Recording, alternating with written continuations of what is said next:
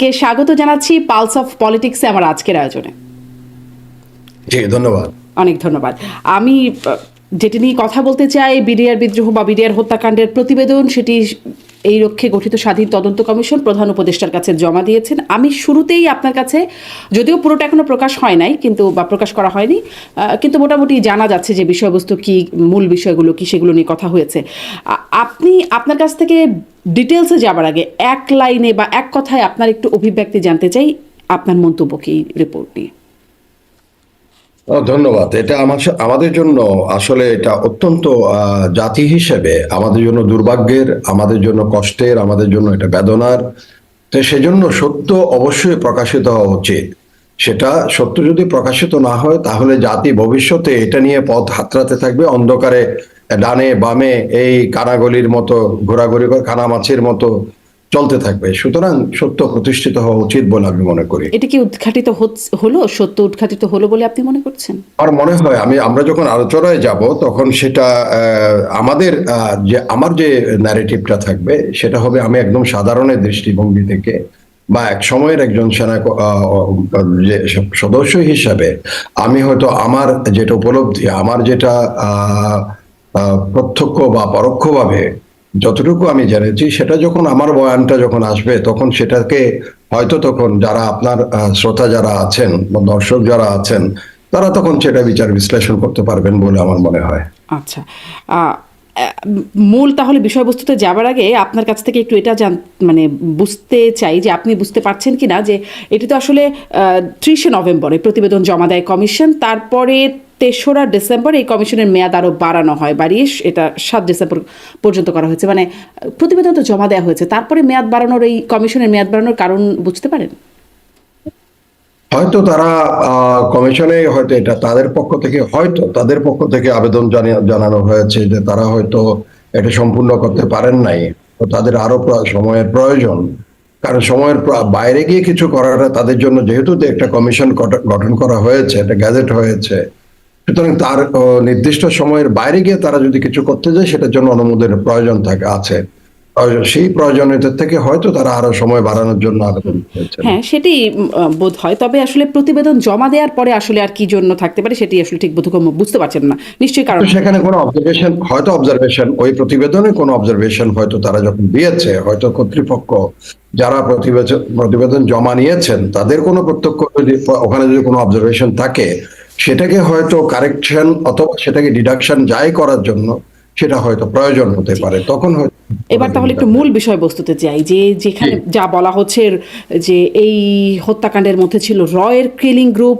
এই হত্যাকাণ্ডে বা এই পুরো ঘটনার মধ্যে শেখ হাসিনা, সাবেক প্রধানমন্ত্রী মানে তৎকালীন প্রধানমন্ত্রীর গ্রিন সিগন্যাল ছিল, সেখানে আওয়ামী লীগের সম্পৃক্ততা ছিল এবং বিশেষ করে নাম উল্লেখ করা হচ্ছে মির্জা আজম, জাহাঙ্গীর কবির নানক, তাপস, শেখ ফজলুর তাপস, এই মানে সহ আরও কয়েকজন আওয়ামী লীগের সংসদ সদস্যদের নাম উঠে আসছে। এই বিষয়ে আপনার বক্তব্য কি? ধন্যবাদ। আমি আসলে আলোচনায় যাওয়ার আগে, আজকে এটা ডিসেম্বর মাস, আমাদের বিজয়ের মাস অ্যাকচুয়ালি। তো এই আমাদের এই বিজয় অর্জনে এই জাতির বা এই দেশের যেসব সন্তানেরা অকাতরে তাদের জীবন দান করেছেন, সেই সব শহীদদের আত্মার প্রতি আমি সম্মান প্রদর্শন করছি। একই সাথে যেহেতু আমরা বিডিআর বিদ্রোহের বিষয়টা নিয়ে আলোচনা করছি, সেখানে অনেকজন অফিসার ছিলেন যারা আমি একসাথে কাজ করার সৌভাগ্য হয়েছিল তাদের সাথে। আমি ব্যক্তিগতভাবে তাদের চিনতাম, ব্যক্তিগত একটা সম্পর্ক, ইভেন কি পারিবারিক সম্পর্কের মতোই ছিল আমাদের। বিশেষ করে general Shakil, he was the brigade major, I was the G3 in the same brigade. আমরা অনেক দিন দীর্ঘ সময় একসাথে কাজ করেছি দুজন, এবং আমাদের সেই সম্পর্ক কখনো বিচ্ছিন্ন হয় নাই। উনি যেদিন হত্যাকাণ্ডের শিকারে পরিণত হয়েছেন, তার আগের দিন বিকালও আমরা অনেকক্ষণ টেলিফোনে অনেক কথাবার্তা বলেছি, গল্প নিয়ে কথা বলেছি। উনি আমার চট্টগ্রামে যখন আসছেন তখন গল্ফ খেলেছেন এই চট্টগ্রাম ভাটিয়ারিতে। আমার এখনো কষ্ট হয় যখন আমি গল্ফ খেলি, তখন উনি আমাকে বলেছেন যে তোমার অনেকগুলো বল আমি হারিয়ে ফেলেছি, পানিতে পড়েছে, আমাদের এখানে যে হ্যাজার্ড আছে সেখানে হারিয়েছেন। তো ওই দিন ওনার যে ঘটনা, যেদিন উনি হত্যাকাণ্ডের শিকারে পরিণত হয়েছেন, তার আগের দিনে উনি আমাকে বলছিলেন যে তুমি যদি প্যারেড দেখতে আসো তাইলে আমি তোমাকে অনেক প্যাকেট বল দিব, অনেকগুলো বল দিব, যেহেতু তোমার বল আমি হারিয়েছি। তো দেখেন সেটা ব্যক্তিগত কিরকম একটা সম্পর্কের সেখানে যে একটা যেটাকে বলা হয় মানে স্পর্শকাতর একটা বিষয় রয়ে গেছে। এখনো আমি গলফের মাঠে যাই, যখনই অনেক সময় আনমনে মনে হয় যখন গলফ খেলি, এই আমার বল যে হারিয়েছে, যেন শাকিল সেই বলগুলি ফেরত দেওয়ার আর আহ, কোনো ধরনের সুযোগ উনি হয়তো পান নাই, বাট আমার সাথে সেটা নিয়ে অনেক কথাবার্তা হয়েছে। আমাদের ব্যক্তিগত সম্পর্ক এরকম ছিল। আক্তার, তারপর নাফিস, কর্নেল আক্তার, কর্নেল নাফিস, ইভেন কি কর্নেল কুদরত এলাহি আমার ইনস্ট্রাক্টর ছিলেন এসআইএনটিতে। এবং সে যদিও আমার আমি আমার ইনস্ট্রাক্টর, কিন্তু আমি যেহেতু সিনিয়র ছিলাম, রুমে ঢুকেই মানে ইনস্ট্রাক্টর হিসেবে এসে প্রথম উনি আমার দিকে দাঁড়িয়ে জোরে সোরে একটা স্যালিউট দিয়ে দিতেন, বিইং এন ইনস্ট্রাক্টর। সো এই ধরনের মন মানসিকতার অফিসারগুলি, মেধাবী অফিসারগুলি ছিলেন। ব্যক্তিগত আমার সাথে সম্পর্ক, সেই দৃষ্টিকোণ থেকে আমি হয়তো এই বিষয়টা আলোচনা করতে পারি বলে আমি মনে হয় নিজেকে যোগ্য মনে করি। নাইলে যারা প্রত্যক্ষ, যারা এখানে সরাসরি তদন্ত করেছেন, তারা হয়তো অকাট্য অনেক যুক্তি বা তারা খুঁজে পেয়েছেন, এটা তাদের বিষয়। বাট আমি যেটুকু জানি, আমি হয়তো সেই বয়ানটা, সেই ন্যারেটিভটা আপনার যারা দর্শক, একটা করে জিজ্ঞাসা করি যে রয়ের কিলিং গ্রুপ এটা নিয়ে আপনার মন্তব্য। আমি সেটাতে যাওয়ার আগে আমি আবারও একটু ইয়ে বলি। প্রখ্যাত জার্মান সাহিত্যিক কাম ফিলোসফার ব্রেশেট একটা কথা বলেছেন যে those do not know the facts they are fools, and those knows the facts but tell that facts is a lie, then they are criminals. এটা আর্নল্ড ব্র্যাকেটের কথা। আমরা যদি যারা সত্য জানি না, তারা আসলে বোকা। আর যারা সত্য জানে, সত্যকে যদি মিথ্যা বলার আশ্রয়ে নিতে চায়, তাহলে তারা হচ্ছে ক্রিমিনাল। এটা হচ্ছে ব্র্যাকেটের কথা, আর্নল্ড ব্র্যাকেটের কথা। সেই ধরনের একটা মন মানসিকতা নিয়ে, সেই দৃষ্টিকোণ থেকে, সেই আপনার ফিলোসফিক্যাল অ্যাসপেক্ট থেকে আমি আমার বক্তব্যটা দিব। সেই সময়ে আমরা যতটুকু জানি, এটা ব্যাপক আলোচিত হয়েছে, সমস্ত বিশ্ব জানে, আমাদের প্রেসগুলো জানে। বর্তমান আমাদের যে সেনাপ্রধান আছেন, উনিও কিন্তু একটা ওনার সৈন্য নিয়ে উনি এখানে কিন্তু এই যে বর্তমান আমি যতটুকু জানি ধানমন্ডি এই যে মাঠ আছে, সেখানে তারা সম্মিলিত হয়েছিলেন, তারা একটা অপারেশনের জন্য, ফর দ্য রেস্কিউ মিশন, যখন ভিতরে এত হই হই রই রই চলছে। আমি গতকালকে খুব মনোযোগ দিয়ে জেনারেল শাকিলের সাথে কনভারসেশন বিটুইন দা তৎকালীন অনারেবল প্রাইম মিনিস্টার এবং জেনারেল শাকিলের মধ্যে যে কথোপকথন হচ্ছে, সেটা খুব মনোযোগ দিয়ে শুনেছি। উনি বলছিলেন যে আপনার সরকারকে অপদস্থ করার জন্য বা ব্যতিব্রস্ত করার জন্য, একটা বিপদগ্রস্ত করার জন্য এরা চেষ্টা করে যাচ্ছে, মরিয়া হয়ে যাচ্ছে। তারা যেসব দাবি দাওয়া করছে, বিডিআর এর সৈনিকরা, সেখানে একবারও উচ্চারিত হয় নাই অন্য কোনো দেশের সৈন্য এখানে ইনভলভ হয়েছে বা জড়িত হয়েছে, বিদেশি কোনো শক্তি এসছে। এটা কারো কাছ থেকে আমার শোনার কোনো কিন্তু অবকাশ হয় নাই। বা জেনারেল শাকিলও সেই মুহূর্তে হয়তো উনি অন গ্রাউন্ডে ছিলেন, যখন ঘেরাও অবস্থায় ছিলেন, উনি বলছিলেন আমাদের ঘেরাও করে রেখেছে, আমরা সাহস হারাই নাই। এক্স্যাক্টলি এই কথাটা বলছিলেন, হারাই নাই। সেখানে তৎকালীন প্রধানমন্ত্রী আশ্বস্ত করছিলেন যে এখানে আমরা র্যাব যাচ্ছে, সেনাবাহিনী যাচ্ছে, আমি হেলিকপ্টার পাঠানোর জন্য চেষ্টা করে দেখছি এটা কিভাবে কি করা যায়। তো তারপরে জেনারেল শাকিল বলছে একটু তাড়াতাড়ি এটা করার জন্য, এবং ওনারা কেউ সাহস হারান নাই, ওনারা তখন ঐক্যবদ্ধ সেখানে আছেন। বা জেনারেল ওয়াকারও পরবর্তীতে কখনো, যেহেতু অন গ্রাউন্ড তারা ছিলেন ওখানে, বা অন্যান্য যারা ছিলেন, যারা র্যাবের অনেকেই অনেক বক্তব্য দিয়েছেন জনসমক্ষে যে কি হয়েছে, সেনাবাহিনী সেখানে হস্তক্ষেপ করতে পারে নাই। র্যাবের তৎকালীন যে কমান্ডিং অফিসার ছিলেন, তারও একটা বক্তব্য শোনার সুযোগ আমার হয়েছে, যে সেখানে বলেছেন যে আমরা গেইটে আছি, আমরা এই গেইটে আমাদের অনুমোদন, প্রবেশ করার যেটা অনুমোদন, সেটা আমরা পাচ্ছি না, সময় জ্ঞাপন করা হয়েছে। এবং সেটার জন্য অনেকেই সেনাপ্রধানকে দায়ী করেছেন, যে সেনাপ্রধান সেখানে যদি তৎকালীন যমুনাতে ছিলেন, তারা সবাই বৈঠক করছিলেন, সেখানে সেনাপ্রধান ছিলেন, তৎকালীন অ্যাডজুটেন্ট জেনারেল ছিলেন, বা অন্যান্য যারা ছিলেন, পুলিশের আইজি সবাই ছিলেন, তারা সেখানে সময় জ্ঞাপন করেছেন। এটা একটা অভিযোগ ছিল, বা একটা যেটা হচ্ছে সময় জ্ঞাপন হয়েছে বলে এই কথাটা উঠে আসছে। সেখানে তারা অপারেশন পরিচালনা করতে পারে নাই।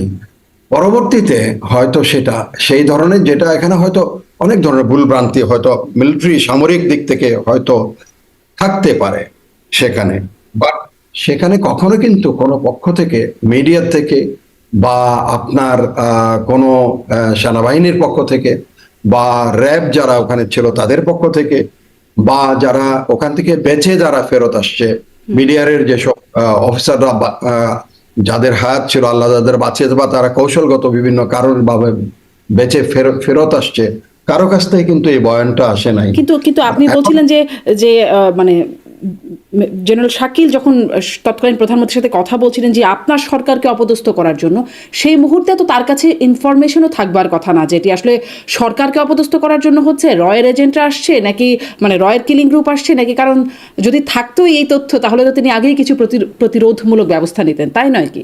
না, এটারও একটা জিনিস আছে আরো, কারণ এটার পটভূমিটা আবার অন্য ধরনের। সেটা আমি জানি না, ডেফিনেটলি যেহেতু এটা প্রতিবেদন যতক্ষণ পর্যন্ত না হয় এটা আলট্রা ভাইরাস হয়ে যাবে, এটার উপরে বক্তব্য দেওয়াটা।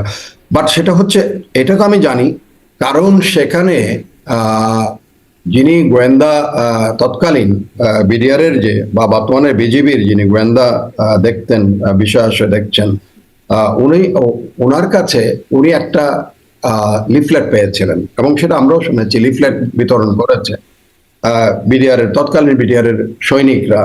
তারা একটা তাদের বিভিন্ন দাবি দাওয়া নিয়ে একটা লিফলেট তারা ছেড়েছে। ওই লিফলেটটা নিয়ে উনি যতটুকু জানি যেন শাকিলের কাছে গিয়েছিলেন এটা নিয়ে।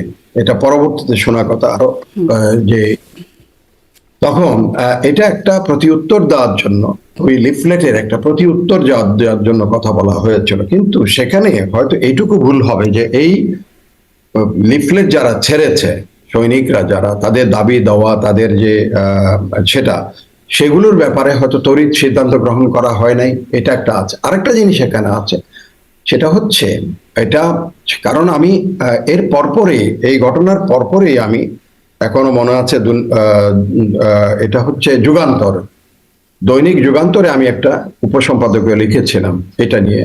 সেটার হেডিংটা আমার এখনো মনে আছে, সেটা হচ্ছে কি দুঃখে মগ্ন সমস্ত আকাশ।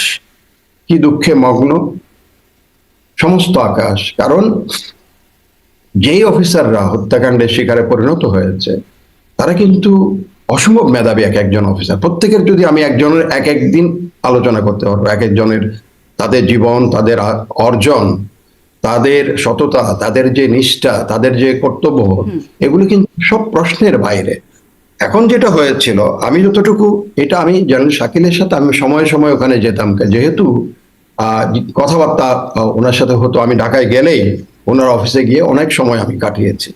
এবং সেখানে উনি একজন, আমি মাঝে মধ্যে বলতাম বিডিআর এত ভালো অফিসার গুলোকে নিয়ে আসছেন সেনাবাহিনী, এটা অনেক সময় দুষ্টামি করতাম ওনার সাথে, এত মেধাবী অফিসারদের সমাবেশ একটা অক্সিলারি ফোর্সে হয়ে গেছে, এটা কিন্তু আর্মির জন্য এক ধরনের ক্ষতি, যে আর্মি ডেপ্রাইভ হচ্ছে এই সময়টুকু তাদের সার্ভিস পাওয়া থেকে।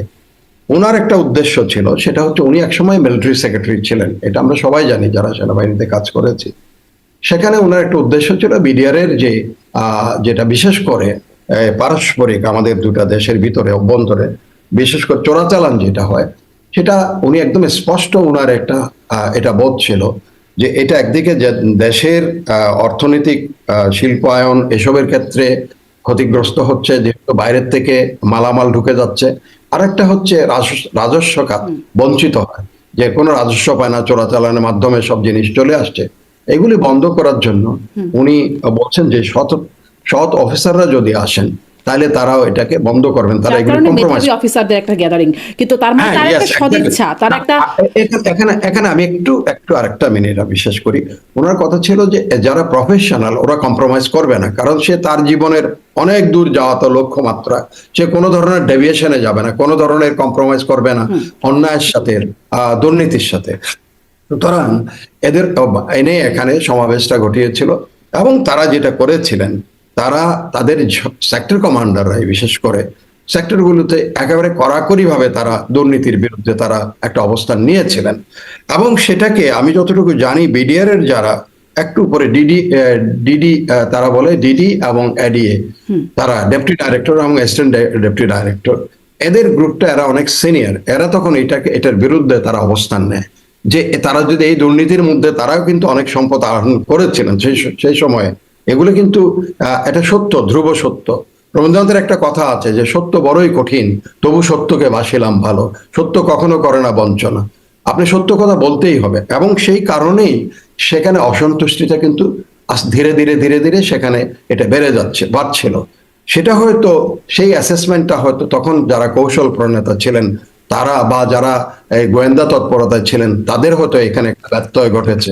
এই যে অসন্তুষ্টি, এই যে তাদের মধ্যে যে তারা যে দুর্নীতির মধ্যে, তারা যে এই যে চোরাচালানের মধ্যে নিজেদের সম্পৃক্ত করে অসৎ উপায়ে অর্জন করার সম্পদ, কিন্তু এই মেধাবী অফিসারদের সেটা সমারোহ, বিরোধিতা- এই মেধাবী অফিসারদের সমারোহ, মানে আপনিও বলছিলেন যে ব্যর্থতা, তারা আসলে আর ওই যে ক্ষোভটা তাদের, সেটিও তো আর একদিনে হয়ে উঠলো না।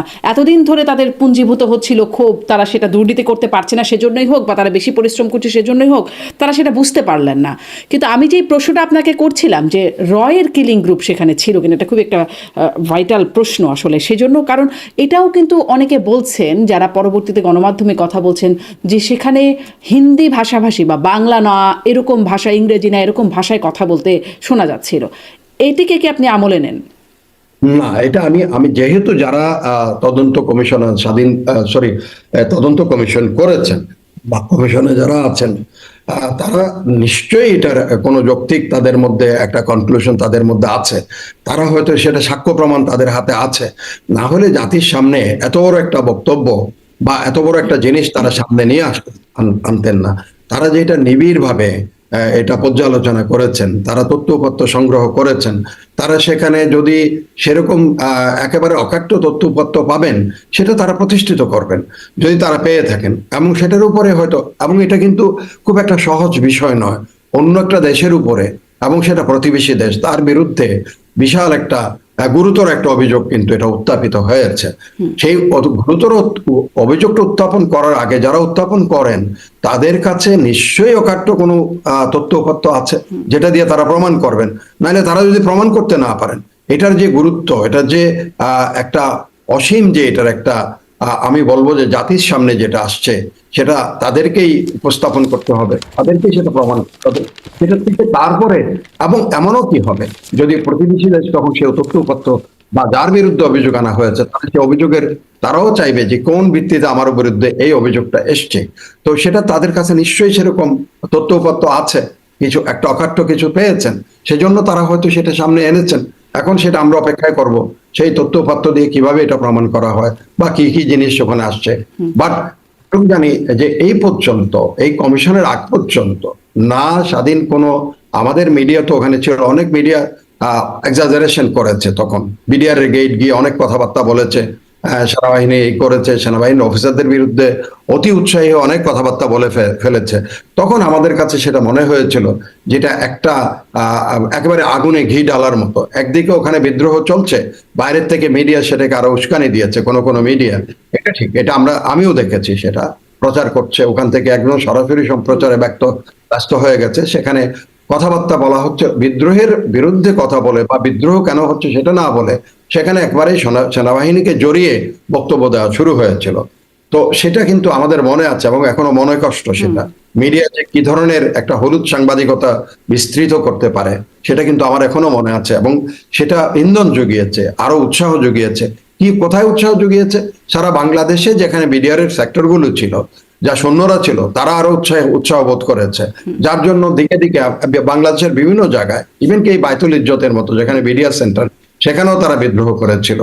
ওই বান্দরবনে বিডিআর বিদ্রোহ করেছে, একই জায়গায় জায়গায় আপনি রংপুর, দিনাজপুরের দিকেও বিডিআর বিদ্রোহে সামিল হয়েছে। জি, তার মানে তারা উৎসাহী ভূমিকাকে আপনি হলুদ সাংবাদিকতা বলছেন, কিন্তু সরকারের পক্ষ থেকে কোন রকম নিষেধাজ্ঞা আসছিল কিনা, মানে সেই সময় আমার সাংবাদিকতা ছিল না, ফলে আমি একদম সরাসরি অভিজ্ঞতা থেকে বলতে পারি না, তবে একটা নিষেধাজ্ঞা এসেছিল কিনা এটা কি তখন জানেন, যে এরকম কিছু এসেছিল সরকার এর পক্ষ থেকে? যে এটা যখন শুরু হয়েছে, এটা অনেকক্ষণ, এটা দীর্ঘ সময় ধরে, বেশ কিছুক্ষণ সময় ধরে, অনেকক্ষণ এটা যখন প্রচারিত হয়েছে, কারণ আমরা তখন টেলিভিশন, উপায় তো নাই কি হচ্ছে দেখার জন্য, আমি তো চট্টগ্রামে টেলিভিশনে যখন এগুলো দেখছিলাম যে তাদের মুভমেন্ট গুলো দূর থেকে দেখানো হচ্ছিল, বিডিআর এর সৈন্যদের, তারা সেখানে তাদের ইভেন আর বলি আমরা, recoilless rifle, anti tank weapon, সেগুলো তারা লাগাচ্ছে, দেখাচ্ছে, তাদের মেশিন গান এনে তারা তাদের গেটের দিকে তারা প্লেস করছে, সেগুলো একেবারে লক্ষ্য তাক করে, কারণ এদিকে ধানমন্ডির দিকে তখন আমাদের সেনাবাহিনীর অফিসাররা গিয়েছে, সেদিকে মুখ করে তারা তাদের মেশিন গান, তাদের আর এগুলো তারা প্লেস করে, এইসব জিনিসগুলো মিডিয়া দেখাচ্ছিল।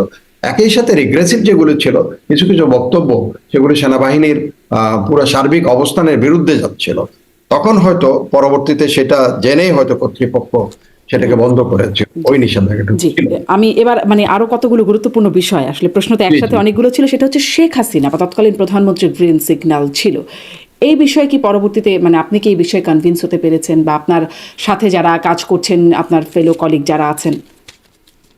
না, এটা এটা একটা জিনিস আমি বলি সেখানে, একটা এটা হচ্ছে আমি আমার আমার একেবারে ব্যক্তিগত একটা অবস্থান থেকে, এটা একজন বলবো যে স্বাধীন মতামত একজন নাগরিকের, সেখান থেকে তখন সরকার কিন্তু গঠিত হয়েছে কয়েক মাস মাত্র। সেখানে যদি আমরা সাধারণ বিবেচনায় নেই, একটা সরকার যেমন জেনারেল শাকিলের বয়ান যেটা, সেটাও বলি যে আপনার সরকারকে দুর্নাম বা বিব্রত অপদস্থ, করার হ্যাঁ। জন্য অপদস্থ, সেটাই আমরা ধরে নিতে পারি। একটা সরকার যখন অবস্থান গ্রহণ করে বা সরকার যখন দায়িত্ব গ্রহণ করে, তখন সেই সরকার নিজেকে একটা এমন কঠিন পরিস্থিতিতে ফেলে দেওয়ার জন্য যে উৎসাহী হবে 2-3 মাসের ভিতরে, এটা কিন্তু সাধারণ জ্ঞান কখনো এটাকে উৎসাহিত করে না বা কিন্তু এটাকে তাহলে আহ, কিন্তু তাহলে নেওয়ার মতো। হ্যাঁ, হ্যাঁ, কিন্তু জি। তাহলে ধরুন সেই ফোনালাপের মধ্যেই তৎকালীন প্রধানমন্ত্রী বলছিলেন যে, যখন জেনারেল শাকিল আবেদন করছিলেন যে একটু দ্রুত পাঠালে ভালো হয়, কিন্তু র্যাব যাবে, সেনাবাহিনী যাবে, 3 দিক থেকে যাবে, হেলিকপ্টার পাঠানো হচ্ছে, এই আশ্বস্ত করছিলেন তৎকালীন প্রধানমন্ত্রী, কিন্তু গেল না কেন? সেটার জবাবদিহি এখন যারা সেনাপ্রধান ছিলেন, যিনি সেনাবাহিনী প্রধান, উনিও একটা বিস্তৃত একটা ব্যাখ্যা দিয়েছেন। উনি হি ওয়াজ কিলিং টাইম অ্যাকচুয়ালি, এবং ওনাকে সেটার জন্য দোষারোপ করা হয়েছে। অনেকেই বলেছেন যখন তার অফিসাররা বিপদগ্রস্ত, তখন সে কারো মুখাপেক্ষী, সেখানে তার অন্যের আদেশ নেওয়ার মুখাপেক্ষী থাকার কোনো প্রয়োজন ছিল না। এবং সেখানে অনেকেই এই এই কথাটাও বলেছেন যে সেখানে সেনাপ্রধান, তৎকালীন সেনাপ্রধান এই সময়টা কিল করে, সময়টা নষ্ট করে, অফিসারদের বিপদের মুখে রেখে উনি আলোচনা কিসের? উনি তখন ওনার যেটা গিভেন রেসপন্সিবিলিটি, সেটার মাধ্যমে উনি হস্তক্ষেপ করতে পারতেন। কিন্তু এটা হচ্ছে, আমি বলবো যে এটা কমান্ড ফেলিওর, এটা অন্য কিছু না।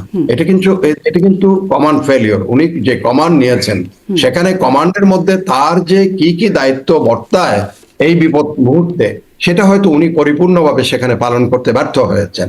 সেটা হচ্ছে, সেই কারণেই এই সময়টা তারা পেয়েছে। আর দ্বিতীয়ত যেটা হচ্ছে রাজনৈতিক যে নির্দেশনা, সেটা হয়তো অনেক কিছু তারা তখন সেখানে বসে বসে বিবেচনায় নিচ্ছেন যে এখানে দুপক্ষের মধ্যে গোলাগুলি শুরু হলে ক্যাজুয়ালিটি কি হবে। কিন্তু ভিতরের যে অবস্থা, সেটা অনুধাবন করে সেনা প্রধান বা যে নেতৃত্ব ছিলেন সামরিক বাহিনীর, তাদের উচিত ছিল তড়িৎ এখানে সিদ্ধান্ত এবং হস্তক্ষেপ করা, এবং সেই হস্তক্ষেপ কত বেশি করে লেস ক্যাজুয়ালিটির মাধ্যমে সেটা করা যায়, সেটা বিবেচনায় নেওয়া উচিত ছিল।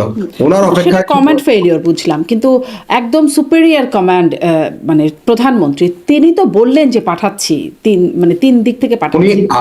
এখন প্রশ্ন আসবে যে প্রশ্ন এসছে, এবং সেটা আমার মনে হয় তদন্ত কমিশন স্পষ্টীকরণ করা তাদের উপরে, সেটা দায়বদ্ধতা তাদের উপরে। এখন তারা তাদের সাক্ষাৎকার নিয়ে কেন হস্তক্ষেপ হলো না, কেন সেনাবাহিনী গেল না, কেন আপনার র্যাব সেখানে গেইটে গিয়ে অপেক্ষমান ছিল, সেখানে তারা কেন প্রবেশ করলো না, কি কি কারণে, সেই কারণগুলো ব্যাখ্যা করতে হবে, এবং সেই কারণগুলো নিশ্চয়ই স্বাধীন তদন্ত হ্যাঁ, যেমন কমিশনে ধরুন, আসবে। আমার একটা গত জিনিস, অনুষ্ঠানে ছিলেন ব্রিগেডিয়ার জেনারেল জিয়া হাসান, তিনি ওই সময় অপারেশন পরিচালক ছিলেন, তিনি বলছিলেন যে তারা অপেক্ষমান ছিলেন, কিন্তু মানে তাদেরকে যাওয়ার সেই কমান্ড সেখানে সেখানে আমি জানি না উনি তো ডাইরেক্টর মিলিটারি অপারেশন ছিলেন, ওনারও একটা বড়সড় দায়িত্ব পড়ে যে তার অপারেশনাল এশালন গুলোকে কিভাবে সেখানে, এবং তার আদেশ নেওয়া তার প্রধান থেকে, ওনার সরাসরি তখন চিফ অফ জেনারেল স্টাফ, এবং তার উপরে হলো সেনাবাহিনী প্রধান, তাদের থেকে অবিলম্বে আদেশ গ্রহণ করার জন্য ওনার কি কি তৎপরতা ছিল, সেটা হয়তো নিশ্চয়ই উনি ব্যাখ্যা করেছেন কিনা আমি জানি না। উনি যদি তৎপর থাকতেন যে আদেশ গ্রহণ, because he was on ground, he was the man who was suppose to issue the operational order, যেটাকে ও বলে অপারেশনাল অর্ডার, যেটা সেটা প্রেরণ করার জন্য, এবং সৈন্যদের সাথে সাথে কোন দিক থেকে কি করবে এগুলোর জন্য উনি কিন্তু চিফ অফ জেনারেল স্টাফ থেকে, এবং চিফ অফ জেনারেল স্টাফ যিনি ছিলেন জেনারেল সিনা ইবনে জামালি, ওনার মাধ্যমে উনি সেনা প্রধান থেকে কি কি দায়িত্ব তখন করণীয় জানতে চেয়েছেন কিনা সেই সব বক্তব্যগুলি আমি আশা করি যে যেহেতু আমরা এটা পড়ার এখনো সময় হয়নি, কিন্তু সেখানে ওনাদের এই বক্তব্যটা, ওনাদের এই ন্যারেটিভটা আসা উচিত। আমি সিজিএস থেকে চেয়েছিলাম, সিজিএস আমাকে এই বলেছে, বা সিজিএস বলবেন যে আমি সেনাপ্রধানকে বলেছিলাম এই কাজ করার জন্য, যে আদেশ চেয়েছি কিন্তু সে আদেশ আমরা পাইনি। তখন জেনারেল মঈনকে বলতে হবে কেন তিনি আদেশ দিতে ব্যর্থ হয়েছে। জি, কিন্তু তিনি বলছেন যে তারা যখন অপেক্ষমান ছিলেন তখন নাটকীয়ভাবে মানে গেট দিয়ে ঢুকে গেলেন সাদা পতাকা হাতে, মির্জা আজম, জাহাঙ্গীর কবির নানক সহ কয়েকজন নেতা, এরকম রাজনৈতিক নেতারা, তারা নাটক। ওটা হচ্ছে রাজনৈতিক দিক, ওটা হচ্ছে, এটা দুটা বিষয় আছে এখানে, সামরিক দিক, একটা হচ্ছে রাজনৈতিক দিক। রাজনীতিবিদরা রাজনীতির দিক থেকে কি করছে না করছে সেটার থেকে আমি আমার রাজনীতিবিদ ওখানে বিপদে পড়ে নাই তখন। কিন্তু আপনি বিডিআর পিলখানার ভিতরে তখন সেনা, এই যে 57 জন সেনা কর্মকর্তা, আমি প্রত্যেকে তাদের আত্মার প্রতি একদম আজকে এই আমাদের বিজয়ের মাসে শ্রদ্ধা জানাই, যারা জীবনে অনেক সম্ভাবনা থাকা অবস্থায় ঝরে পড়েছেন, যাদের ভুলের কারণে তারা সারা জীবন যতদিন তারা বেঁচে থাকবেন তারা কিন্তু এটার জন্য তারা দে মাস্ট বি রিপেন্ডেন্ট, তারা অনুতপ্ত থাকবেন। যখন তারা নিরস্ত্র এই এতজন সেনাবাহিনীর অফিসার তারা যখন বিপদে আছেন, তাদেরকে সেখান থেকে তাদের রেস্কিউ করার জন্য যাদের ব্যর্থতা, তারা সারা জীবন এটার জন্য দায়বদ্ধ থাকবেন তাদের বিবেকের কাছে। তাদের আজকে এখানে দুটো দিক আছে, এখানে একটা হচ্ছে রাজনৈতিক দিক, একটা সামরিক দিক। আমি সামরিক দিকটাকে বেশি করব, রাজনৈতিক দিক যেহেতু আমাদের এখানে ওরা কি করেছে, রাজনীতি কে গেছে, কি ফ্ল্যাগ নিয়েছে, কি না করেছে, ওসব that is not a matter. When my brother officer was in danger, তাদের লাইফ, তাদের জীবন, এমন না যে তাদেরকে জেলে নেওয়া হচ্ছে সেটাও না, তাদেরকে ধরা হচ্ছে, অ্যারেস্ট করতে হচ্ছে সেটা না, দে ওয়ার ইন দা, তাদের জীবনের ঝুঁকি, জীবনটা তাদের নিয়ে নিচ্ছে। সেই মুহূর্তে আমি আমার দায়িত্ব পালন করতে যারা যেসব সামরিক কর্মকর্তারা ব্যর্থ হয়েছেন, each and everyone should be taken into the cognizance and to be the accountable to the justice. জি, মানে সবাই আসলে ফেল করলো, সেনাবাহিনী সেদিকে, অন্যদিকে র্যাব, সবাই ওই একই সাথে ফেল করলো। এবং সাদা পতাকা হাতে যারা গেলেন, এখানে সবার, আমি আমার ছয়বার ফেলিওর ধরবো না এখানে, কিন্তু এটা সরি ফর দিস, এখানে সবার ফেলিওর না। ফেলিওর করে যখন কমান্ড ফেল করে, নিচের লোকরা তখন আর কাজ করতে পারে না। আপনি যদি আমাকে আদেশ না দেন, আপনি যদি আমাকে ধরেন লিঙ্ক করেছেন, এখানে আপনি লিঙ্ক না পাঠান, আমি কিভাবে আপনার সাথে লিঙ্ক হব? আমি হাজার চেষ্টা করতে পারি, এখানে বসে চিৎকার করতে পারি, কেউ শুনবে না। যখনই আপনি লিঙ্ক, একইভাবে সেনা প্রধানের তখন দায়িত্ব হচ্ছে two establish link with his under command, এবং সেখানে মুহূর্তে মুহূর্তে তাকে, সে নিশ্চয়ই উনি কন্ট্যাক্ট করেছেন, জেনারেল শাকিলের সাথে কন্ট্যাক্ট হয়েছে, জেনারেল শাকিল নিশ্চয়ই ওনাকে বলেছেন উই আর ইন ডেঞ্জার। উনি মাননীয় প্রধানমন্ত্রীকে সেই কথা বলতে পারবেন না যেটা উনার সেনা প্রধানকে বলতে পারবেন। সেনা প্রধানের সাথে উনার, আমি যতটুকু জানি, তারা 111-এর সময় অত্যন্ত একেবারে কাছে থেকে একসাথে একটা এন্টিটি হিসেবে তারা কাজ করেছেন, সেই সম্পর্ক। এবং আরো একটা জিনিস এখানে আছে, ডিফেন্স সার্ভিসেস কমান্ড স্টাফ কলেজে জেনারেল শাকিলও আপনি ইনস্ট্রাক্টর ছিলেন, ডিএস ছিলেন, এবং সেখানে জেনারেল মঈন কিন্তু এসআই ছিলেন, সিনিয়র ইনস্ট্রাক্টর ছিলেন। একই সাথে তাদের সম্পর্ক কিন্তু একদিনের না, তাদের অনেক দিনের দীর্ঘ সম্পর্ক আছে। সেই সম্পর্কের বলে জেনারেল শাকিলের সাথে উনি time to time he could contact, এবং অবস্থা বুঝে উনি সিদ্ধান্ত নিতে পারতেন।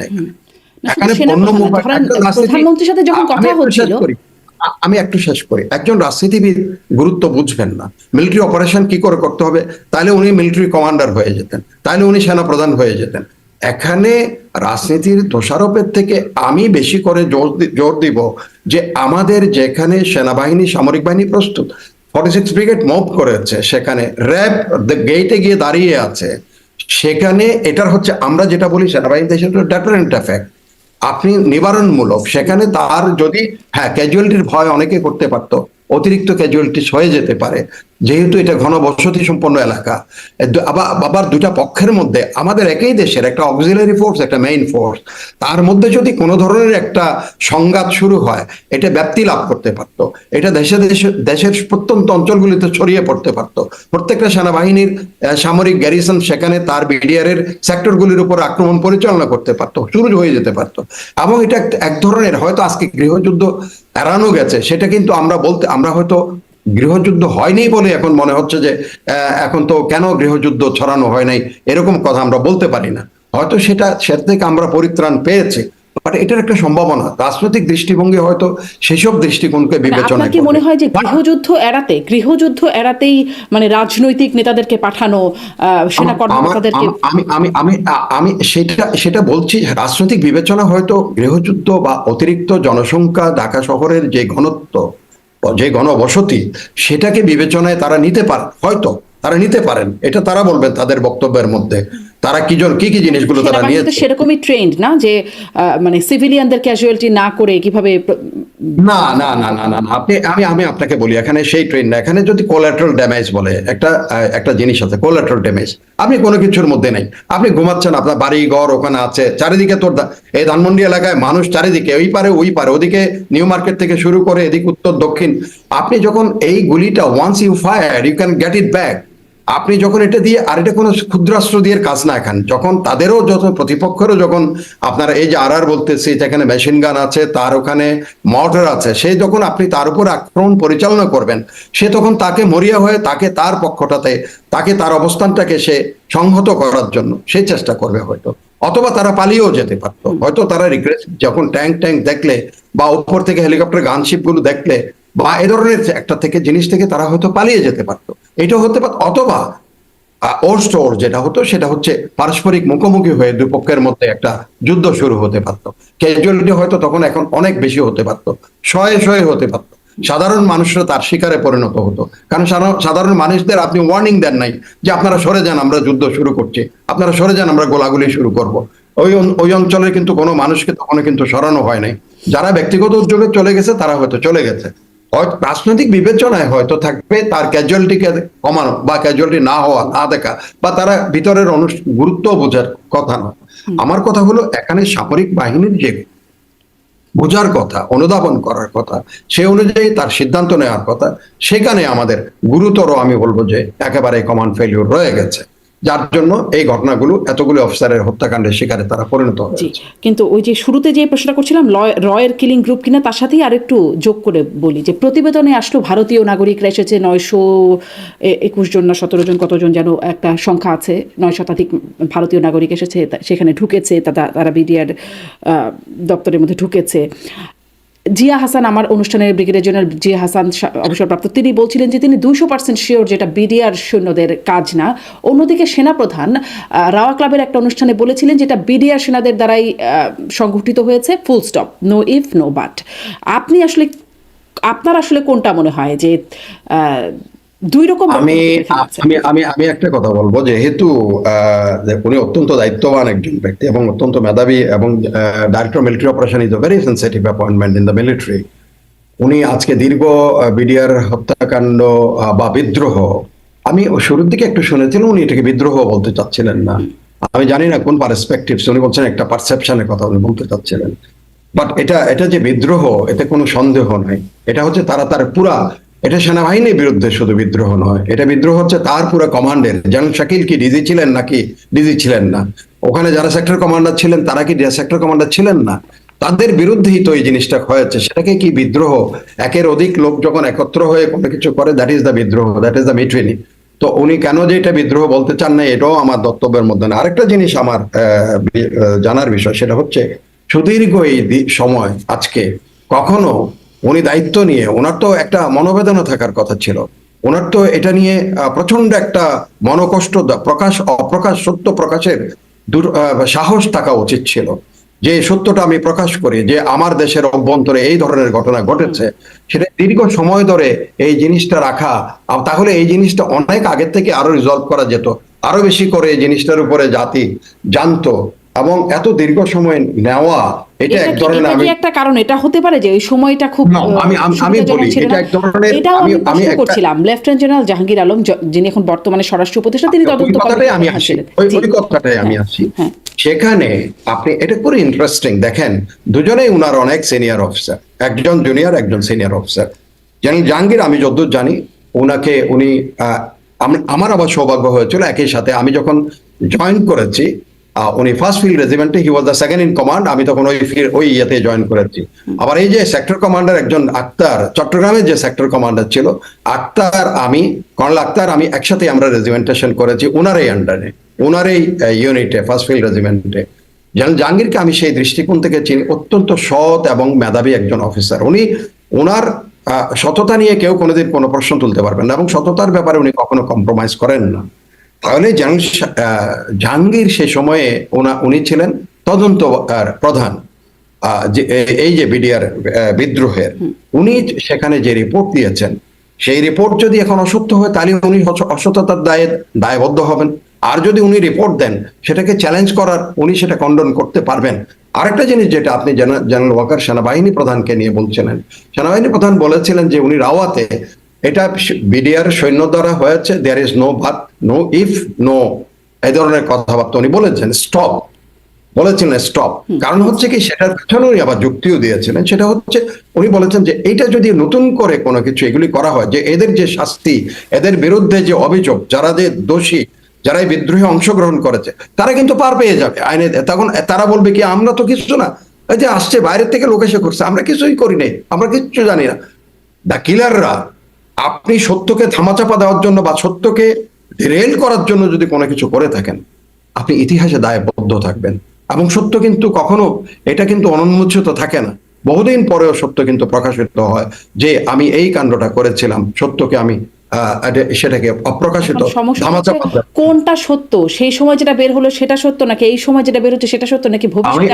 আমি যেটা যুক্তির, আমি আরেকটু যুক্তিতে এসে বলি যে এখানে বিডিআর এর মধ্যে আরো যেন কেন আপনি বলবেন যে কেন বিদ্রোহের পেছনে, একটা কথা বলছিলাম যে যারা কঠিনভাবে এখানে দমন করছিল, এই যে চোরাচালান বলেন, দুর্নীতি বলেন, বা জেনারেল শাকিলের যে অবজেক্টিভস ছিল, দেশের রাজস্ব, দেশের শিল্পায়ন, এগুলো ক্ষতিগ্রস্ত হচ্ছে চোরাচালানের কারণে।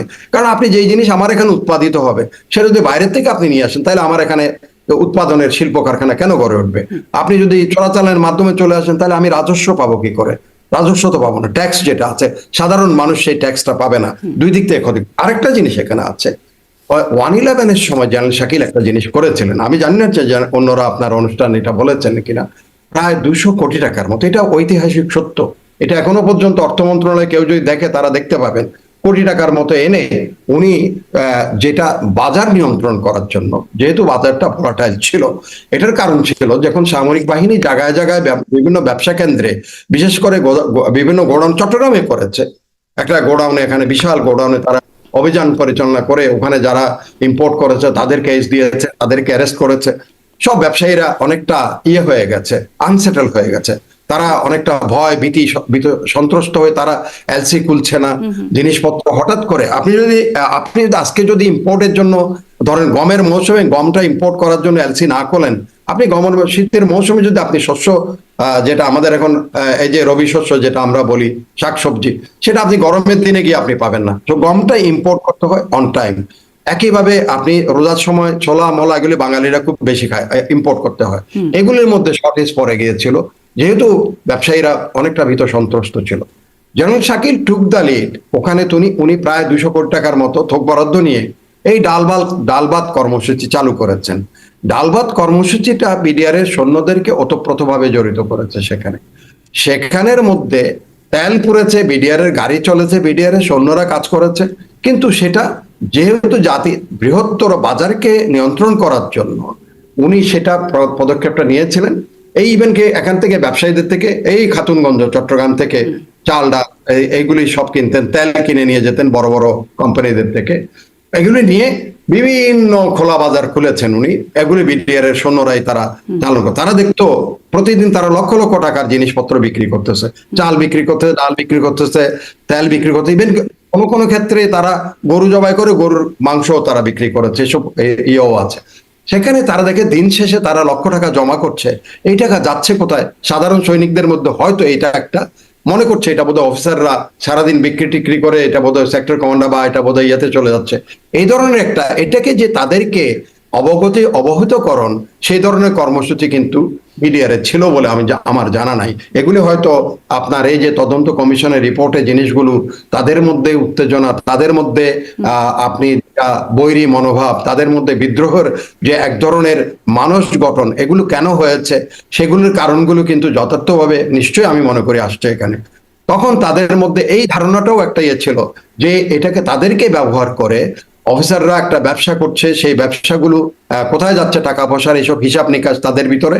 এটাও আমি যতটুকু আমার পরবর্তীতে আমি যতটুকু অনুধাবন করেছি বা শুনেছি, এই ডিডি যারা ছিল, এই যে তৌহিদদের মতো লোকরা, শ্রুট যারা ছিল, সৈনিকদের তারা উত্তেজিত করেছে অফিসারদের বিরুদ্ধে। তাদের এক উদ্দেশ্য ছিল মূলত, সেটা জেনারেল জিয়াও বলেছেন আপনার অনুষ্ঠানে, যে এখন আর্মি অফিসাররা চলে গেলে তারাও নিচের থেকে উপরের দিকে উঠে যে কমান্ড গুলো তারা দখল করে নিবে, এই ধরনের একটা উদ্দেশ্য, অসৎ উদ্দেশ্য নিয়ে তারা এটা কাজগুলি করেছে, উত্তেজিত করেছে সৈনিকদেরকে, সংগঠিত করেছে সৈনিকদের বিদ্রোহ করার জন্য। সেই সব জিনিসটা আমাদের বক্তব্যের মধ্যে আনতে হবে। আর যেই কথাটা এখন কিন্তু আসছে সাথে সাথে যে এই যে কারণগুলো বলছেন, জি আমি ওইটাতে আসছি, একটু বারবার সংক্ষেপে, হ্যাঁ। হয়তো মনে করবেন যে আমি এটাকে স্কিপ করে যাই, নো। আমার কথা হচ্ছে এই যে রয়ের হাজারখানিক যে সৈন্যদের কথা বা লোকজনের কথা, এটা সৈনিক না এজেন্ট না আমি জানি না, এটা কোন ধরনের কথাবার্তা বলছে। তো হচ্ছে গোয়েন্দা একটা সংস্থা তাদের। তো আমাদের যেমন ডিজিএফআই গোয়েন্দা সংস্থার লোকজন, যদি এটা হয়তো তারা প্রকাশ্যে কোনো গোয়েন্দা সংস্থা কাজ করে এটাও আমি জানি না। গোয়েন্দা সংস্থাগুলি কাজ করবে সেটা হচ্ছে একেবারে নীরবে নীরবে, আপনি বুঝবেন না। আমি যে রয়ের লোক আপনি বুঝতেই পারবেন না। আমার এখানে যে সৈনিক যে রয়্যাল লোক হয় নাই, এটা যদি সেখানে রিক্রুট করে, that is a different thing, সেটাই সেভাবে। কিন্তু সরাসরি এটাকে আমার কাছে, যেহেতু আমিও এক সময় গোয়েন্দা সংস্থায় কাজ করেছি এবং বিশেষ করে আরো কাউন্টার ইন্টেলিজেন্সে, সেখানে স্বরূপে কখনো গোয়েন্দারা এসে কাজ করে, এটা আমার কাছে একেবারে একটা মানে কল্পনার বাইরে। স্বরূপে কখনো গোয়েন্দারা কাজ করে না, সে আসবে অন্য রূপে। আপনার ভিতরে আপনার লোকে রিক্রুটেড হবে, আপনার লোকে সেই কাণ্ডটা করবে।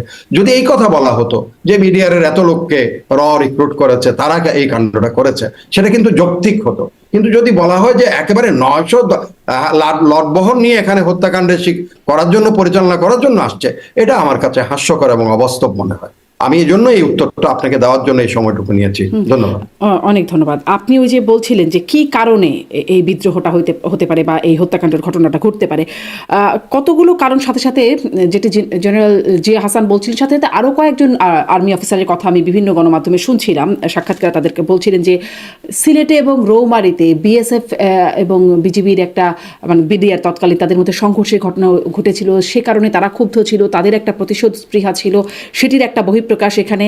তার সাথে আছে মানে মির্জা আজমের নাম আসছে, যে তার দুলা ভাই বা তার বোন জামাই এরকম কিছু মানে সম্পর্ক, শায়ক আব্দুর রহমান বা বাংলা ভাই, দুজনের নামই শুনেছি। একজন বলছেন শায়ক আব্দুর রহমান হচ্ছে তার বোন জামাই, আর একজন বলছেন বাংলা ভাই বা সিদ্দিকুর রহমান তিনি হচ্ছেন বোন জামাই। তাদের শায়ক আব্দুর রহমান, শায়ক আব্দুর রহমান দুলা। আচ্ছা, দুলা ভাই। আচ্ছা, তো তাকে এবং শায়ক আব্দুর রহমান, আমি এটাও বলে রাখি আপনাকে, colonel Gulzar was one of the most, আমি বলবো যে ডেডিকেটেড, জীবনটাকে বাজি রেখে এই গুলজার কাজ করেছেন। গুলজার আমি একই সাথে, আমরা সিলেটে একই সাথে একই কোর্স করেছি এসআইএনটিতে। গুলজারের মধ্যে যে সততা, তার দৃঢ়তা, গুলজারকে যখন বিডিআরে পোস্টিং করা হয়েছে ইনসিডেন্টালি, এটা আমার আরেকটা হার্ট বার্ন, কষ্টের কারণ। আমি গুলজারের সাথে দেখা হয়েছে, গুলজারকে আমি জিজ্ঞেস করলাম, গুলজার তোমার যে মধ্যে যে জাতিকে দেওয়ার জন্য তোমার যে অসম্ভব, কারণ তার এক ধরনের স্মেলিং পাওয়ার, আমি বলবো যে তার এক ধরনের পাওয়ার ছিল স্মেল করার, যে কি কি কাণ্ড কোনখানে, এটা আমার কাছে তার গিফটেড, গুলজারের মধ্যে ছিল এটা গিফটেড। আমি 100 বার চেষ্টা করলেও পারবো না। গুলজার তার চোখের দৃষ্টি দিয়ে, এটাকে বলা হয় সেন দৃষ্টি, গুলজার সেটা করতে পারে। সেরকম একজন অফিসার গুলজার। আমি বললাম, গুলজার তোমার শেষ পর্যন্ত এই বিডিআরে তোমার আবার পোস্টিং দিল, বলে স্যার কি করবো, এমন একটা। এবং একটা জিনিস আমার এখনো রক্তক্ষরণ হয়, তার যে মোহময় একটা, তার এরকম দৃঢ়তা ছিল, একই সাথে ছিল তার অসম্ভব একটা, খুব কম মানুষের মধ্যে দেখেছি এত সুন্দর, এত অপূর্ব হাসি। সেই হাসিটা ছড়িয়ে দিয়ে আমাকে বললো কি, স্যার কি করবো, আদেশ যেখানে হবে সেখানেই যাইবো। তো এটা বলেই এখন গুলজারের ওই হাসি কিন্তু আমি আমার জীবন যতদিন বেঁচে থাকবো আমি এটা ক্যারি করে যাবো। এই গুলজার সেখানে, গুলজার এই শায়খ আব্দুর রহমানকে নিউট্রালাইজ করার জন্য হি ওয়াজ দ্য ইনস্ট্রুমেন্টাল। এই জাতি যখন বিভিন্ন ধরনের নানা ধরনের সন্ত্রাসের কবলে পড়ে অতিষ্ঠ হয়ে গেছে, ব্যতিব্যস্ত হয়েছে, গুলজার সেখন উল্কার মতো ঘুরে বেরিয়েছে এই প্রান্ত থেকে ওই প্রান্ত। এদিকের কি কোনো প্রতিশোধ, মানে এইটার একটা প্রতিশোধ হিসেবে তাদেরকে টার্গেট করা হয়েছে, গুলজার, কর্নেল গুলজার সাকলাইন তাদেরকে? দুর্ভাগ্য কি জানেন, গুলজার শেষ পর্যন্ত বেঁচে ছিলেন। আমি বিডিআরের যে র্যাবের যে কমান্ডিং অফিসার গেটে গিয়ে অপেক্ষা করছিল, গুলজার তাকে ডেসপারেটলি বারবার ট্যাক্স তখন তাকে বলছিল গুলজার তুমি শব্দ জানো না, কারণ গুলজার কিন্তু সে নিজে জানে, কারণ শব্দ করলে তো আইডেন্টিফাই হয়ে যাবে, সেখানে সে লুকিয়ে আছে, উপরে একটা কার্নিশের উপরে ছিল সে, সেখান থেকে সে ট্যাক্স দিচ্ছিল যে তুই ঢুকে পড়, তুই করে। তার মধ্যে কিরকম সম্পর্ক ছিল তার commanding officer, because he long time he serve in the আপনার র্যাবের মধ্যে, সে ছিল legendary officer of the military. আমি গুলজারকে লিজেন্ডারি অফিসার বলবো। সে আমাদের ট্যাক্স দিচ্ছিল যে তোরা ঢুকে পড় এখানে আয়। সেখানেই কষ্টের বিষয়টা, কেন এই ট্যাক্স দেওয়ার পরে যখন মেরে ফেলতেছে, মারা হচ্ছে, গলাগুলি হচ্ছে, সেই সময় গেইটে সৈন্য থেকেও সেই সৈন্যরা ঢুকে নেই কেন? সেই কথাটাই কিন্তু বারবার এই কোনো রিজলভ, আমার মনে হয় রিজলভ হতে হবে এই তদন্ত কমিশনের মাধ্যমে। জি। তো সেই গুলজারকে এখন আপনি বলছেন যে আজমের মির্জা আজমের বোনের দুলাভাই হচ্ছে শায়েক আব্দুর রহমান, শায়েক আব্দুর রহমানকে নিউট্রালাইজ করার প্রতিশোধ গুলজারের উপর নেওয়া হয়েছে, এই কথাটা যদি, তাইলে তো ওখানে আরো 57 জন অনেক অফিসার ছিল, আর বহু অফিসার ছিল। গুলজার একক না ওখানে, যেমন গোলাম কিবরিয়া মোহাম্মদ নিয়ামতুল্লাহ। বিএসএফ এর প্রতিশোধ, মানে ওটাও একটা কারণ। বিএসএফ আমি একটু আসছি। এখানে যেমন এক একজনের নাম বললে কার কথা বলবেন আপনি? গোলাম কিবরিয়া মোহাম্মদ নিয়ামতুল্লাহ, তার কি রকম একজন, এই আর্টিলারি সেন্টারে he was the chief instructor, CI ছিলেন এখানে। এই যে ঢাকায় যাওয়ার জন্য, বিকজ আমি ওনার সাথে আমার কিরকম রক্তের সম্পর্ক দেখেন আপনি, রক্তের কি সম্পর্ক? রক্তের সম্পর্ক এই কারণে, his wife was in the same age and I was the first officer who has donated blood for ভাবি। উনি, আমরা একই ইউনিটে কাজ করেছি, একই সাথে। এই যে বললাম উনি ফার্স্ট ফিল্ডে, উনি 26 ফিল্ডে ছিলেন, আমি যখন সাভারে আমরা কাজ করতাম, সেই সময় থেকে উনি কেন জানি আমাকে ব্যয় ডাকতেন। এই যে ডাকার কিরকম আত্মিক, আমি সেই তার ওয়াইফকে রক্ত দেওয়ার পর থেকে আমাদের সম্পর্কটা আরো হয়েছে রক্তের বন্ধন, এরকম একটা সম্পর্কের মধ্যে। এরা প্রত্যেকেই ছিল আপনার ডেডিকেটেড, কারো দেশ ছাড়া এরা কেউ কোনোদিন জানায় কিছু। সততা ছাড়া একটা অফিসারকে এখানে যারা মারা গেছে, একজন অফিসারকে সততার বাইরে গিয়ে কোনোদিন একটা পদক্ষেপ রেখেছে কেউ বলতে পারবেন। এখন গুলজারের বিষয়টা আপনি যেমন আছেন, এবং ওই যে রৌমারির ঘটনা যেটা বলছেন, তখন আমি কিন্তু আপনার মিয়ানমারে তখন আমি কাজ করছি, বার্মাতে। তখন ওগুলি যখন ছবিটা বড় বড় করে পত্রিকায় ছবি আসছে যে আপনার বিএসএফ এর সৈন্যদের হাত একদিকে বাঁধা, পা বাঁধা, মধ্যখানে বাঁশ দিয়ে এটা কাঁধে করে অনেকটা এই যে পশু টশু যেভাবে এভাবে ক্যারি করে নিয়ে আসছে গ্রামবাসীরা হত্যা ওই ইয়েতে, ওই হত্যাকাণ্ড বা ওই অপারেশনে অংশগ্রহণ করেছিল। আমি তখন ইয়েদেরকে আপনার যারা মিয়ানমারের যারা সেনা কমান্ডার ছিলেন বিভিন্ন লেভেলে, গলফ খেল থেকে তাদের দেখা হতো। তো আমিও পত্রিকা নিয়ে গেছি, আমি দেখো লুক আমাদের দেশে দেখো, যদি এরকম কোনো তোমরা চিন্তা ভাবনা করো একদম এরকম মেরে মেরে এরকম করা হয় এসব, বাট কথা হলো সেখানে যে ঘটনা ঘটছে এটা কিন্তু এখানে সেই প্রতিশোধটা বিডিআর এর উপর এতদিন পরে নেওয়ার, এটা অন্যভাবে তো নেই। এবং যারা যেটার জন্য দায়বদ্ধ করা হয় তারা তো সশরীরে, তারা জীবন্ত, তারা তো বেঁচে আছে, তাদের উপরে তো এই প্রতিশোধটা হয় নাই। এটা হচ্ছে বিডিআর এর যারা এখানে, এরা সদ্য সব যোগদানকৃত ম্যাক্সিমামই, এই যারা সেক্টর কমান্ডাররা তারা সদ্য যোগদানকৃত, কিন্তু সেটা তো বিডিআর এর সৈন্যরা করেছে এই কাজটা, এটা বিডিআর এর সৈন্যরা করেছে, বিডিআর এর সৈন্যের উপর তো এই প্রতিশোধটা হয়নি। আপনি সৈন্যরা করেছে এই ঘটনাটা। এখন যদি জেনারেল ফজলুর রহমান যদি উনি দাবি করেন যে উনিই করেছেন, no, he was sitting in the headquarter, ওনাকে হয়তো রিপোর্ট দিয়েছে ঘটনা ঘটে যাওয়ার পরে ওই অঞ্চলে, ওই রংপুর বা যেখানে ঘটেছে এই ঘটনা।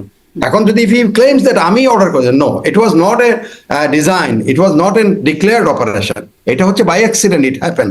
তারা ঢুকে পড়েছে, গ্রামবাসী সহ ঘিরে ফেলেছে, ঘিরে প্রতিশোধ যদি হয়েই থাকে, ঠিক যেই সৈন্য ওখানে যুক্ত ছিল বা যেই গ্রামবাসী ছিল, ভাবে তার হয় করা যায় না, হয়তো এমন কি হওয়া যায় যে আসলে বাহিনীর প্রতিশোধ, বাহিনীর উপর, তাইলে আপনি বাহিনীর এটা অন্যভাবে আরো প্রতিশোধ, আমি বলবো যে একদম ওই অফিসারদের উপরে প্রতিশোধটা নেওয়া, কই সেখানে তো এলোপাতারি গুলি করে সব সৈন্য টন্য মেরে ফেলা। আপনি যদি 900 যদি তার এজেন্ট প্রবেশ করে আপনার অনুষ্ঠানের বা ইয়েদের জেনারেল জিয়ার ভাষ্য অনুযায়ী যদি ঢুকে থাকে, তো 900 লোক যখন গুলি করা শুরু হয়, ওখানে 2000 বিডিআর সব সময় সৈন্য, মানে একেবারে শুয়ে দেওয়া তো কিছু না। 5 জন লোকের কাছে যদি অটোমেটিক ওয়েপন থেকে 5 জনই এনা 500 করে হত্যাকাণ্ড শিকারে পরিণত করার জন্য, দে আর সো ট্রেন। ও এমন ট্রেন লোক আসবে এখানে, কি লাল্লু বাঞ্জুকে তো পাঠায় নাই এখানে কোনো, কিন্তু এখন শার্প শুটারদের পাঠিয়ে যদি পাঠায়, যদি এই কথা যদি এটা এস্টাবলিশ হয়, তো সেখানে কিন্তু এই XYZ কতগুলিকে পাঠিয়ে দিবে এখানে। তারা মাস্ক ম্যান, তারা হবে শুটার, শার্প শুটার, তারা হবে পয়েন্টসম্যান, তারা প্রত্যেকটা 100 থ্রুতে একজনকে কাট করবে বা আরো বেশি করে তারা স্প্রেড করতে পারে। আর সেখানে আপনি এত গোলাগুলির কথা, কই গ্রেনেড তো সার্ভ হয় নাই, তাহলে তো গ্রেনেড বা অন্যান্য আরো বিস্ফোরক দিয়ে তারা উড়িয়ে দিতে পারতো পুরো এলাকাটাতে। বিস্ফোরক এত মানুষ যদি আসে, তাহলে সেখান থেকে বিস্ফোরক চারিদিকে বিস্ফোরক টিস্ফোরক একেবারেই সেট করে এটা সমস্ত একসাথে উড়িয়ে দেওয়া যেত। এটা তো করা যেত, সেগুলো হয় নাই। যাই হোক, এখন সেগুলো হচ্ছে এগুলো এখন যেহেতু তদন্ত হয়েছে, তদন্তের মাধ্যমে যদি যেমন দুইটা বিষয় এখানে প্রতিশোধ স্পৃহার কথা আছে। একটা হচ্ছে শায়েখ আব্দুর রহমানকে নিউট্রালাইজ করার জন্য, সেটাতে গুলজারের উপরে মির্জা আজমদের যদি ক্ষোভ থাকে সেটাও যদি প্রতিষ্ঠিত হয় তদন্তের মাধ্যমে। আরেকটা যদি হয় বিডিআর যে হত্যাকাণ্ড হয়েছে, বিএসএফ হত্যাকাণ্ডের শিকারে পরিণত হয়েছে তৎকালীন বিডিআর এর মাধ্যমে, সেটা যদি প্রতিশোধ কোনো স্পৃহা যদি তাদের যদি সেখানে যদি অকাট্য প্রমাণ থাকে, সেটার বিরুদ্ধে যাই বলার কিছু না। তবে কথা হচ্ছে এই প্রমাণগুলি যখন বেরোবে তখন কিন্তু বোঝা যাবে যে এটা কতটুকু কিভাবে তারা এই প্রশ্নটা সবসময় সেখানেই, কারণ তদন্ত আগেও হলো সেই লেফটেন্যান্ট জেনারেল জাহাঙ্গীর আলম বর্তমান স্বরাষ্ট্র উপদেষ্টা তার নেতৃত্বে, তখন মামলা হলো, মামলার বিচার কাজ শেষ হয়ে যাচ্ছে, সেটাও একটা তদন্তের উপরে ভিত্তি করে হয়েছে। আবার আরেকটা তদন্ত হলো, এখন কোন তদন্তটার উপরে কতটুকু এখানে একটা কথা আছে, ইংরেজিতে একটা কথা আছে। এখন জেনারেল জাহাঙ্গীরকে হয়তো এই কথা বলতে হবে যে I stand on my statement that is correct. এখন who others is given what they are producing, it is their matter.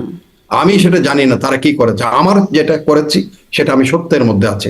সেনাপ্রধান যেটা বলেছেন সেটা সেনাপ্রধানকে সেনাপ্রধানের স্ট্যান্ডের মধ্যে থাকতে হবে, যে what I said I stand on my statement. আমি যেটা বলেছি সেটার মধ্যে আমি আছি, সেটার মধ্যে দাঁড়িয়ে আছি। এটা বিডিআর সৈন্যদের দ্বারা হয়েছে, ঘটনা ঘটেছে। এবং সেখান থেকে যখনই ডিবেট হবে, যারা কিন্তু এই হত্যাকাণ্ডে অংশগ্রহণ করেছে, বিদ্রোহে জড়িয়েছে, তারা কিন্তু পার পেয়ে যাওয়ার একটা সমূহ সম্ভাবনা এখানে আইনের দৃষ্টি থেকে সৃষ্টি হয়ে যাবে। সেটার জন্য এখানে এই সত্যটাকে যদি কেউ, এটা সত্য কিন্তু এমন না যে সূর্য দুটা, একটা পূর্ব দিকে উঠে একটা পশ্চিম দিকে উঠে নাকি? সূর্য কি দুদিক থেকে উঠে? তাহলে সত্য দুদিকে সত্য হতে পারে না। Either of the party is lying, clear. কিন্তু আবার অন্ধের হাতি দেখার মতো অবস্থা হয় কিনা সেটাও তো একটা ব্যাপার, তাদের আমি আরো স্পষ্ট করে বলছি, সূর্য দুই দিকে উঠে না, একদিকে উঠে। এইটা বলতে হবে যে এই আমি যেটা বলছি পূর্ব দিক থেকে যদিও উঠে না, পৃথিবী ঘুরে, বাট আমরা আমাদের ছোটকাল থেকে অভ্যস্ত যে সূর্য পূর্ব দিকে উঠে। সূর্য উঠছে না, সূর্য স্থির, আমরাই অস্থির, আমরা ঘোরা, পৃথিবী ঘুরছে। তো যেখানেই হোক আমরা পূর্ব দিকে সূর্য সকালে দেখছি। এখন যদি কেউ বলে যে আমি পশ্চিমেও একটা দেখছি, আবার একজন এসে কতদিন পর বলে যে আমি উত্তরে একটা দেখছি, আবার কিছুদিন পরে আরেকটা কমিশন এসে বলে যে আমি দক্ষিণেও একটা সূর্য দেখছি, তাইলে এখানে প্রতিষ্ঠিত হতে হবে যে কোন সূর্যটা সত্যি। এই কথাটাতে এরা কিন্তু প্রত্যেকে দায়বদ্ধ হয়ে যাচ্ছেন এখন কিন্তু।